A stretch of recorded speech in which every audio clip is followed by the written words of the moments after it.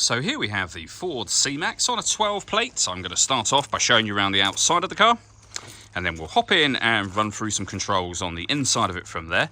From the outside you can see it's a 5-door car with alloy wheels. Let's start off inside the boot and then work our way around to the front of the car from there. As we approach the back of the vehicle, you can see we have reversing sensors. There are 7 seats available in this car. The 2 rear ones are folded down at the moment, so we have it in a 5-seat configuration. Therefore, this is the amount of boot space you have as a 5-seater. Let me show you what it's like with the 2 rear seats folded up. And there you go, with 7 seats in place, this is the amount of boot space you have. You can remove that parcel shelf completely, of course, just to give your rear passengers here a bit more space as well. Okay, so we're just going to work our way back round to the front of the car, and then we'll hop in and run through some controls on the inside of it from there. Just briefly before we climb in, I think it's well worth seeing the interior from this exterior point of view. There's plenty to run through on the dashboard, so let's hop in and we'll do that now. Okay, now that we're inside the car, we're going to start with the dials. Over on the left-hand side, we have the rev counter.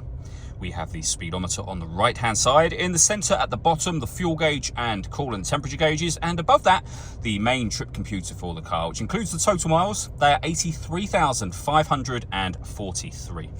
You can change the information that's displayed there using buttons on the steering wheel for various bits of trip computer and fuel economy information. And the buttons in question are just here. The buttons on the left will change information on the central display, which we'll come to in just a moment. And then we have phone and stereo controls just here, as you can see. The phone controls can only be used after you pair the phone to the car, which is done by hitting the phone button and then following the instructions up on screen just there. Again, we're not going to do that at this moment in time. When it comes to the radio in this car, we have FM, as you can see, AM as well, and DAB. Every push of the radio button will take you through a different frequency in that respect.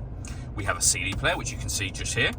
We've also got the ability to plug in auxiliary device. We've got Bluetooth audio as well up there, so plenty of ways in which to listen to music in this car. Working our way down, we then have the air conditioning. So you can adjust the fan speed, the temperature, and the direction the air is being distributed in. The air conditioning is on when that light shows. Same button will turn it off again. You can recirculate the air that's in the car. That's a great way of heating it up or cooling it down quickly depending on the temperature you set here. And we have a heated rear and heated front screen as well. We have a 5-speed manual gearbox and a 12-volt charging socket, so you can recharge your phone or a satellite navigation, for example. All that leaves me to say is thank you for taking the time to watch this video. If you'd like to come and see the car in person and have a test drive, please feel free to give us a call here at Surrey Specialist Cars. We'd love to hear from you soon.